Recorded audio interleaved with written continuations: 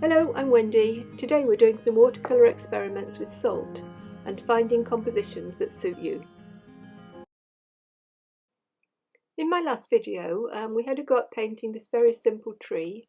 It was painted wet into wet and we used salt to produce these snow effects, and hopefully, I hope you all did, turn some of these paintings into nice Christmas cards.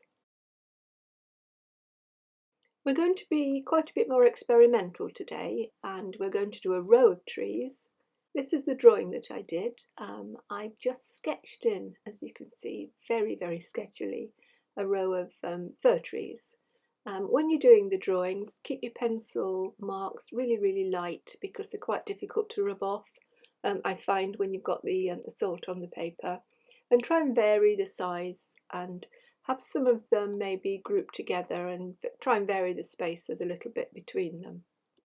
We're going to be quite experimental with this picture, and we're not planning ahead on what the actual painting is going to look like in the end.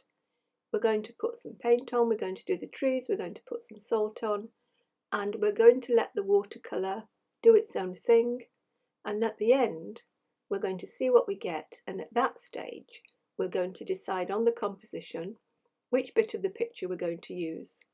It's a very relaxing way to paint. There's no pressure on what the end result is going to look like because you don't know what it's going to look like. Clearly you do have some idea, but the results are very unpredictable, and that's the fun of doing this and working this way, I think. It's important to get your colours mixed up first for the wet into wet work, and here I've got a mix of cadmium orange and a very dilute mix of burnt sienna with the ultramarine. These colours are for the background wash, and you can see they're very runny. We need a much stiffer mix for the colours that we're going to use for the trees.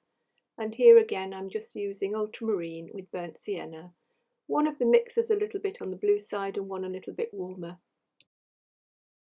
I'm just finishing wetting the paper here with clean water just down to the line below the trees, and then dropping in some of the cadmium orange mix here.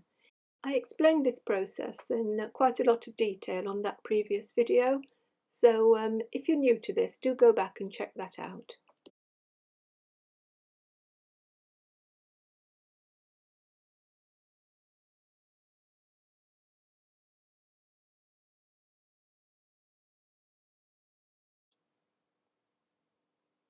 And here I added just a little bit of cadmium orange from the tube colour here, just to ring the changes a little bit in the sky, but there's no need to do that at all.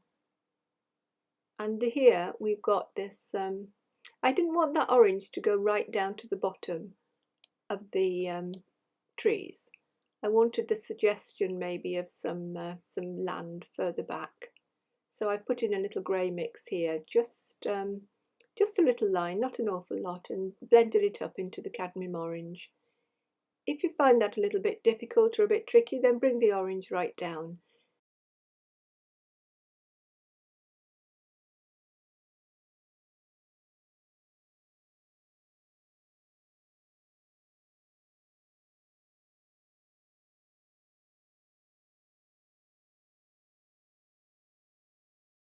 Now this is the stage that you've got to judge the right time to put in the mix that you've made for the trees.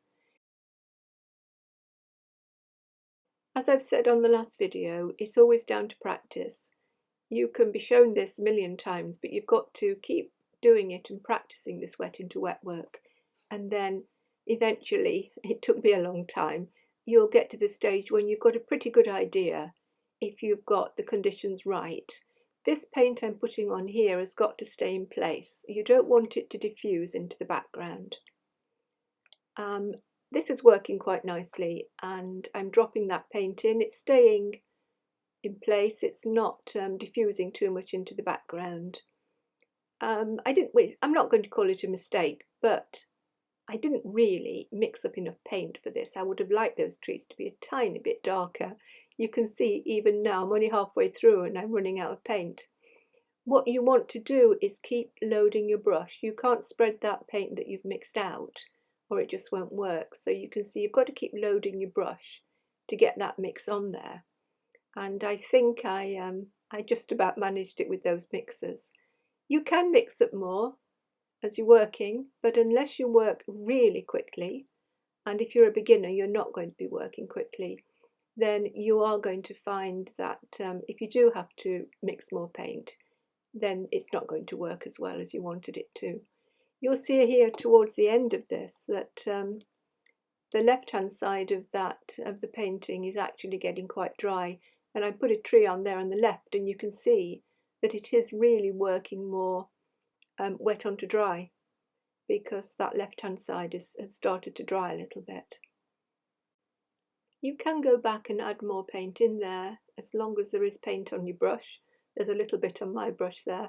If you've not got enough paint on your brush, then your brush is going to soak up paint that's already on the paper. So be careful about that. The next stage now is to add the salt, and I added it almost immediately because things were starting to dry. Again, how much salt you sprinkle on is entirely up to you and experience and practice. If you add a little bit, you might get individual snowflakes, and then if you add possibly a bit too much, then you're going to end up with a blizzard. I think this worked quite nicely. I left the salt on there and left it to dry, I would say, for at least an hour. It does take quite a long time, and there shouldn't be very much salt to brush off at the end. The salt that you put on there should have soaked up the water and left these sort of frosty snowflake effects on there.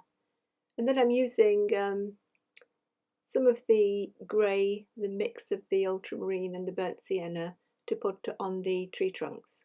Don't make these too dark. Try and make them a tone that's going to be quite similar to the rest of the tree.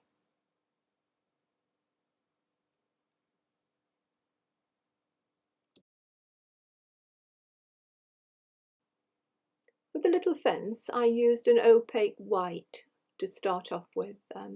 You could use white gouache, an acrylic ink, or an acrylic to do this. It's got to be a very opaque white that you're using. And as you can see, I'm using a very, very small brush on here. I rather like using Dr. P.H. Martin's pen white for this sort of work. I think it does work very well, and I've put a link in the description box below as part of my recommended materials.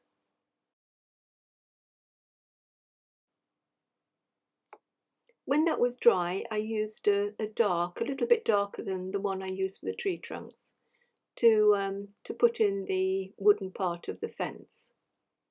Don't make it too regular, this fence. Just have it, just suggest it in places.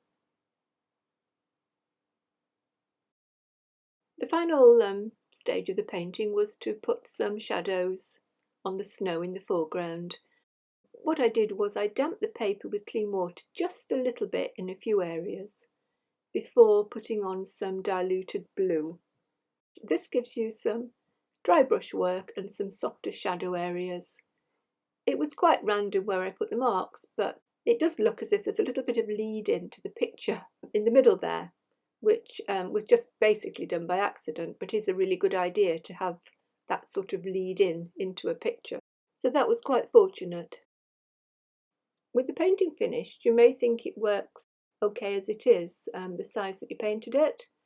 You may think there are areas in it that you like better than others, and this is where finding that composition comes in. Here I'm trying an 8x10 mount that has a 7x5 inch aperture, just moving it around the picture to see what I like the best.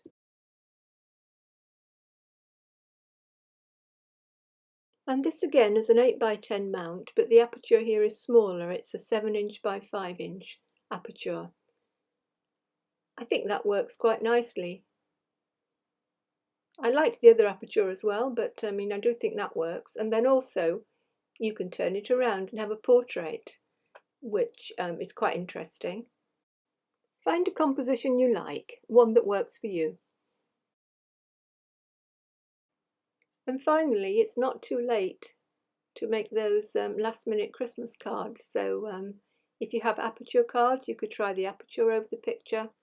But again, if you don't have the aperture cards, you could cut out the little area that you like and stick it on a regular card. As always, I hope you enjoyed the video, and it would be nice to see some of the results in my Facebook group. There's a link in the description box below.